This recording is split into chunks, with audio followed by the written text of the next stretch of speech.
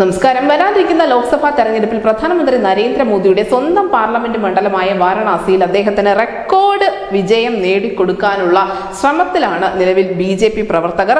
ഇതിന്റെ ഭാഗമായി വാരണാസിയിലെമ്പാടും BJPയുടെ പുതിയ മുദ്രാവാക്യമായ ആപ്കി ബാർ 10 लाख പാർ എന്ന മുദ്രാവാക്യമാണ് ഉയർന്നു കേൾക്കുന്നത്.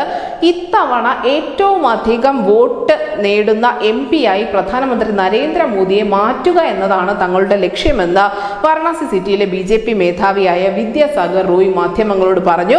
2019 ലോക്സഭാ തെരഞ്ഞെടുപ്പിൽ 6,70,5,000 വോട്ടുകൾ, അതായത് 64% വോട്ടുകളാണ് പ്രധാനമന്ത്രി നരേന്ദ്രമോദി നേടിയത്.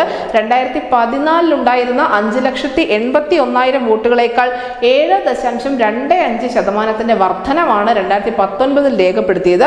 എന്തായാലും അന്ന് എതിരാളിയായ സമാജ്വാദി പാർട്ടിയുടെ കരുത്തുറ്റ വനിതാ നേതാവായ ശാലിനി യാദവിനെ 4,80,000 വോട്ടുകൾക്കായിരുന്നു മോദി പരാജയപ്പെടുത്തിയത്.